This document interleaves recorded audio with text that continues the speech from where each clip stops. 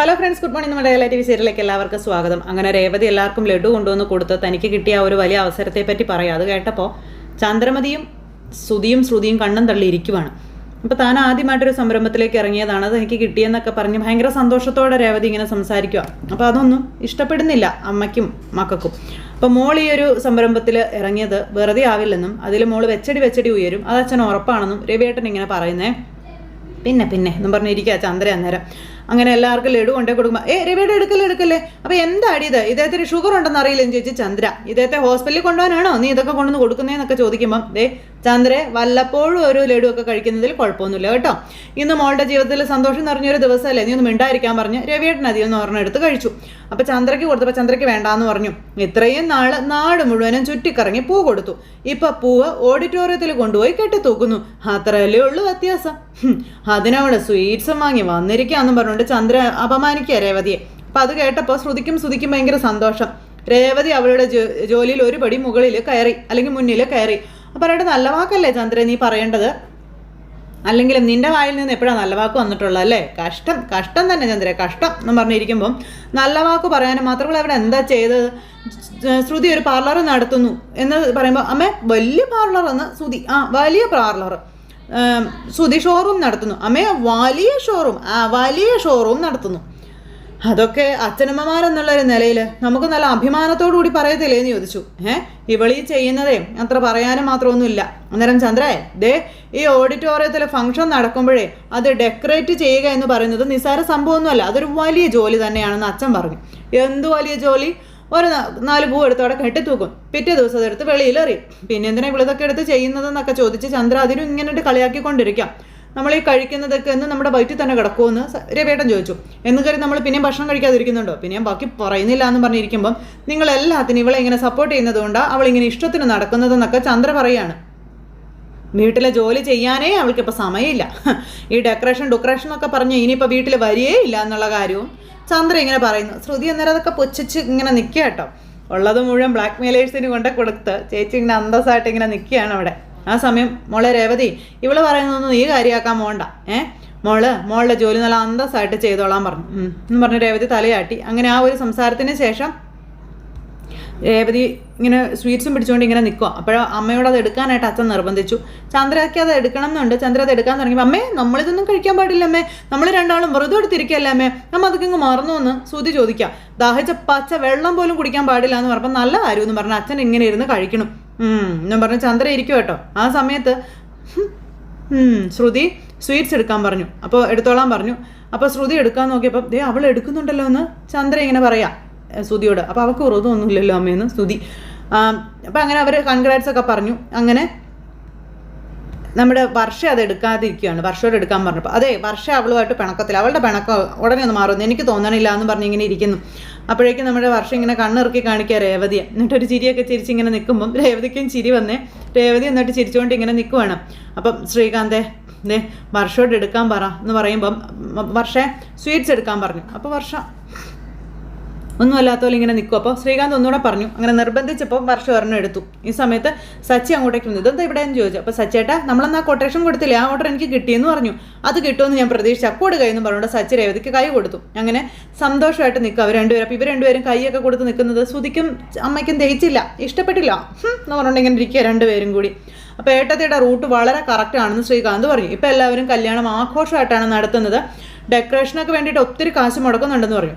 അന്നേരം അത് ശരിയാ, ആയുഷ്കാലം മുഴുവനും സമ്പാദിച്ചത് ഒരു കല്യാണം നടത്തുന്നതോടുകൂടി തീരുമെന്ന് സച്ചിൻ പറഞ്ഞു. ഏട്ടത്തി പരിചയമുള്ളവരോടൊക്കെ ഞാൻ പറയാം കേട്ടോ, ഏട്ടത്തിക്ക് നല്ല ഓർഡർ കിട്ടുമെന്ന് ശ്രീകാന്ത് അന്നേരം പറഞ്ഞു. എന്നും പറഞ്ഞുകൊണ്ടിരിക്കുക കേട്ടോ. അന്നേരം ശ്രുതി, എൻ്റെ പരിചയത്തിലുള്ള എല്ലാവരോടും ഞാൻ പറഞ്ഞോളാം. എടാ ശ്രുതി, നിനക്ക് ആരെങ്കിലും പരിചയമുണ്ടെങ്കിൽ നീ അവരോടും പറയണം കേട്ടോ. അങ്ങനെ എൻ്റെ പരിചയത്തിൽ കല്യാണ പ്രായത്തിലുള്ള ആരും ഇല്ല എന്ന് പറഞ്ഞു ശ്രുതി. അത് പറയില്ലെന്ന് ഇവർക്ക് അറിയാം, എന്നാലും ഞാൻ വേണമെങ്കിൽ ശ്രമിക്കാം. അച്ഛൻ പറഞ്ഞതല്ലേ, ഉള്ളതോ വേണ്ട അപ്പം മിണ്ടായിടാന്ന് പറഞ്ഞുകൊണ്ട് ഇങ്ങനെ നമ്മുടെ ചന്ദ്ര മകനെ ഇങ്ങനെ അടിച്ചിട്ട് പറയാം. അപ്പം എന്താണ് നമുക്കൊരു താല്പര്യമില്ലാത്തതുപോലെ എന്ന് അച്ഛൻ ചോദിക്കാമോ? പോട്ടെ അച്ഛാ. പിന്നെ രവതി നമുക്കിതൊരു ആഘോഷമാക്കി മാറ്റണമെന്ന് പറഞ്ഞു. ശരി എല്ലാവർക്കും ബിരിയാണി ഉണ്ടാക്കി കൊടുക്കാമെന്ന് പറഞ്ഞു സച്ചി. നീ പോയി ചിക്കൻ മേടിച്ചുകൊണ്ട് വരാൻ പറഞ്ഞു, ഞാൻ കാശ് എടുത്തുകൊണ്ട് വരാമെന്ന് പറയും. സച്ചേട്ടാ ഒരു മിനിറ്റ് എന്ന് പറഞ്ഞുകൊണ്ട് രേവതി അദ്ദേഹം കൊടുത്ത ആ ഒരു പൈസ കൊടുത്തു. ഇത് അദ്ദേഹം തന്ന അഡ്വാൻസ് ആണെന്ന് പറഞ്ഞു. 10,000 രൂപയുണ്ടെന്ന് പറയുമ്പോഴത്തേക്കും എന്ന് പറഞ്ഞു അമ്മയും മോനും കൂടെ കണ്ണും പിടിച്ചിങ്ങനെ അതിനകത്ത് തൂങ്ങിക്കിടക്കുക. എടാ 10,000 രൂപ എന്ന് അമ്മ മോനോട് പറയണം. അപ്പോഴേക്കും ശ്രുതിയും ഞെട്ടി കേട്ടോ. അപ്പോൾ സച്ചി അല്ല ഇത്രയും കാശ് അവർ അഡ്വാൻസ് വന്ന കാശാണെന്ന് പറഞ്ഞു. അപ്പോഴും ഇവരിങ്ങനെ അന്തം വിട്ട് ഇങ്ങനെ നോക്കി നിൽക്കും കേട്ടോ. എന്തായാലും ആ പൈസ മേടിച്ചിട്ട് അതെ നമ്മൾ ഇവിടെയുള്ളവർക്ക് മാത്രമല്ല നിൻ്റെ വീട്ടിലുള്ളവർക്കും എൻ്റെ ഫ്രണ്ട്സിനും പിന്നെ എൻ്റെ ടാക്സി സ്റ്റാൻഡിലെ ഫ്രണ്ട്സിനും ഒക്കെ നമ്മൾ ബിരിയാണി കൊടുക്കുമെന്ന് പറഞ്ഞു. അങ്ങനെ ഇന്ന് വലിയൊരു ഇതിൽ നിന്നൊരു 2000 രൂപ ഞാൻ എടുക്കാമെന്ന് പറഞ്ഞു. ഞാനേ ഇപ്പോൾ ചിക്കനൊക്കെ വാങ്ങിച്ചിട്ട് വരാട്ടോ എന്ന് പറഞ്ഞു. ബാക്കി കുണ്ടികയിൽ ഇട്ടേക്കാനും പറഞ്ഞു. ശരിയെന്ന് പറഞ്ഞു.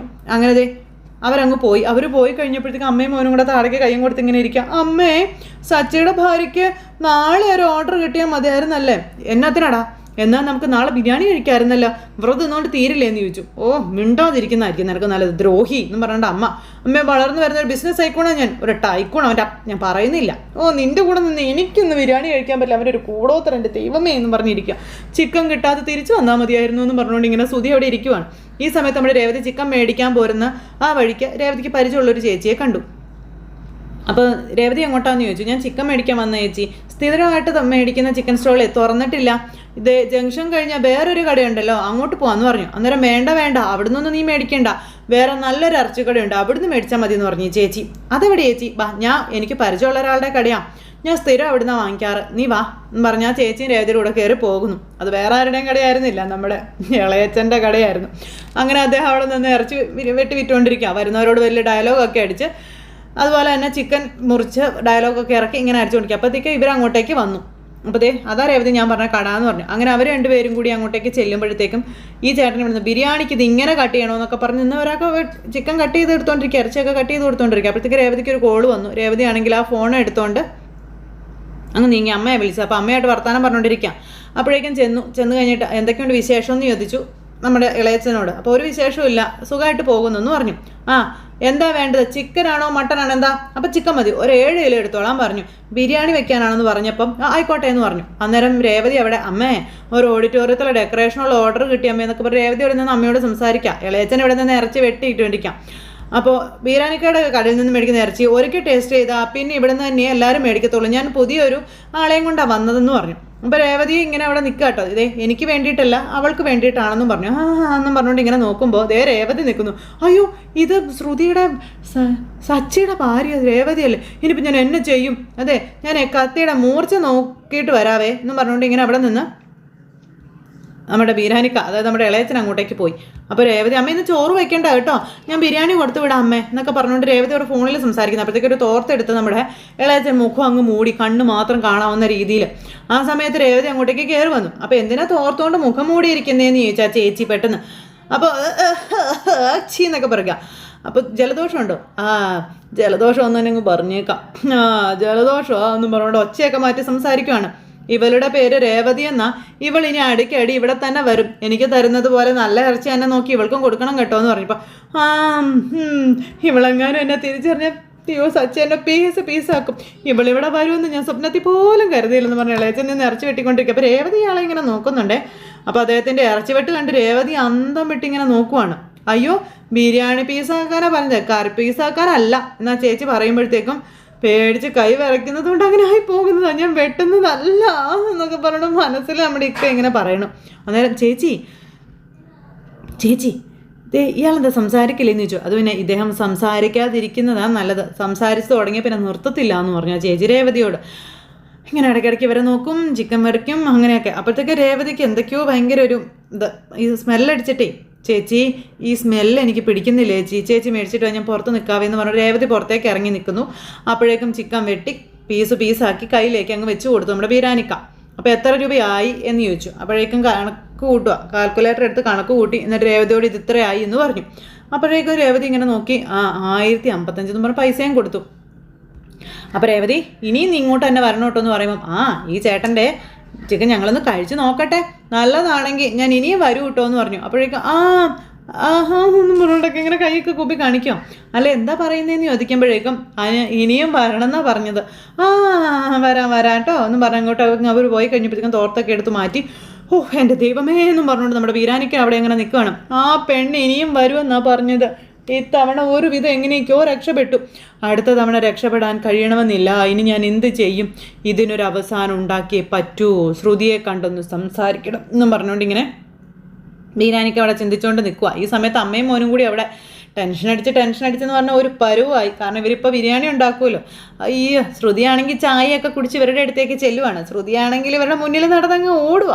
അപ്പോൾ എന്താ ശ്രുതി അതെന്താ നീ കഴിക്കുന്നേ? അപ്പോൾ കോഫി ആൻറ്റി എനിക്ക് കൂടി എടുക്കാമായിരുന്നില്ലേ? അല്ല ആൻറ്റി വ്രതത്തിലല്ലേ, അത് മറന്നു പോയോ എന്ന് ശ്രുതി ചോദിച്ചു. എന്നും പറഞ്ഞുകൊണ്ടിരിക്കുക ചന്ദ്ര. വിശന്നിട്ടാണെങ്കിൽ ഒരു രക്ഷയില്ല രണ്ടുപേർക്കും. ശ്രുതി അന്നേരം എത്തി വലിഞ്ഞ് നോക്കുക ശ്രുതി ഇരുന്ന് ചായ കുടിക്കുന്നത്. ആൻറ്റി ഇന്നൊരു ദിവസത്തേക്കല്ലേ, ക്ഷമിക്കുക ആൻറ്റി എന്ന് പറഞ്ഞ ശ്രുതിയെ പറഞ്ഞുകൊണ്ടിരിക്കുക ചന്ദ്ര. അന്നേരം വരുന്നു നമ്മുടെ സച്ചി ഒരു കിൻഡൽ സാധനവുമായിട്ട്. അപ്പോൾ ബിരിയാണി ഉണ്ടാക്കാനുള്ള അടുപ്പും കാര്യങ്ങളും എല്ലാം പോയി റെൻറ്റിന് എടുത്തുകൊണ്ട് വന്നതാണ്. അപ്പം നീ എന്ത് മേടിച്ചുകൊണ്ട് വരുന്നതെന്ന് അമ്മ ചോദിച്ചപ്പോൾ നീ എന്നതാണായി മേടിച്ചുകൊണ്ട് വരുന്നതെന്ന് ശ്രുതി. ഇതെന്താ എക്കോയാണോ? ഒരാൾ ചോദിച്ചാൽ പോരെ എന്ന് ചോദിച്ചു.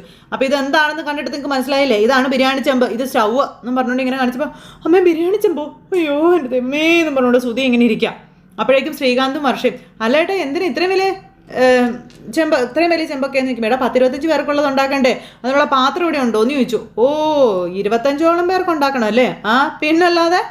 പിന്നെ എൻ്റെ ഫ്രണ്ട് ഒരുത്തനെ ഈ കല്യാണത്തിനൊക്കെ പാത്രങ്ങൾ വാടകയ്ക്ക് കൊടുക്കുന്നുണ്ടേ, അവിടുന്ന് ഞാൻ എടുത്തുകൊണ്ട് വന്നാന്ന് പറഞ്ഞു. അപ്പോൾ സച്ചേട്ടാ ബിരിയാണി അപ്പോൾ റെഡി ആകുമെന്ന് വർഷം വെച്ചപ്പോൾ വൈകില്ല, ഫുഡ് കഴിക്കുന്ന ടൈം ആകുമ്പോഴേക്കും എല്ലാം റെഡി ആയിരിക്കുമെന്നും സച്ചി പറഞ്ഞു. അതുവരെ വെയിറ്റ് ചെയ്യാനും ശ്രീകാന്ത് വർഷയോട് പറഞ്ഞപ്പം ഇപ്പം എനിക്ക് വിശക്കുന്നുണ്ട്, പക്ഷെ ഞാൻ വേറെ ഒന്നും കഴിക്കില്ല എന്ന് വർഷ പറഞ്ഞു.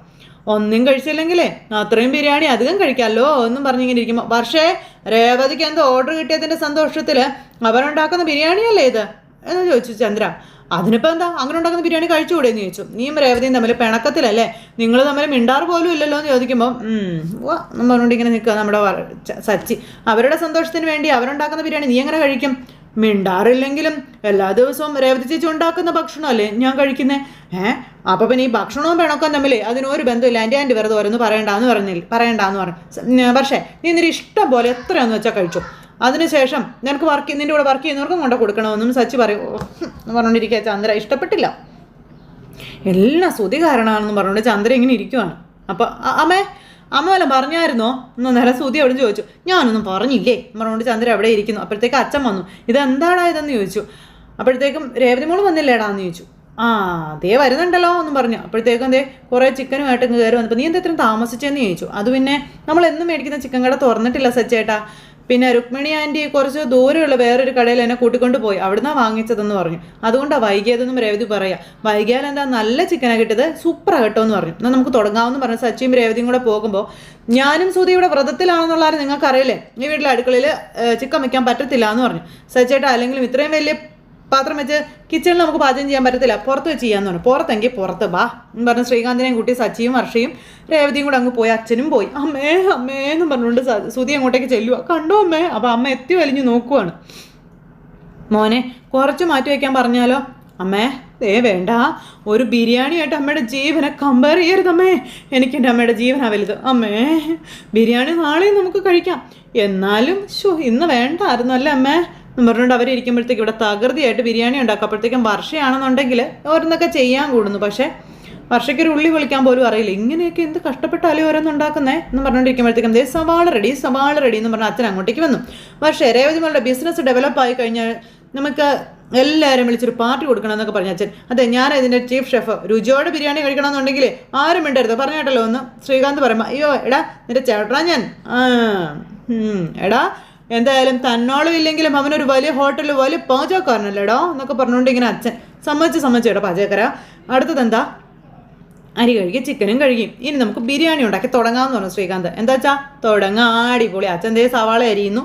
പിന്നെ തകൃതിയായിട്ട് അവിടെ ബിരിയാണി റെഡി ആയിക്കൊണ്ടിരിക്കുക. അപ്പോഴത്തേക്കും ശ്രുതി ചന്ദ്രമതി മണം പിടിക്കാൻ തുടങ്ങി. എന്ന് പറഞ്ഞുകൊണ്ട് മണവും പിടിച്ച് എല്ലാ എണ്ണവും പൊത്തിന്ന് പുറത്തേക്ക് ചാടി.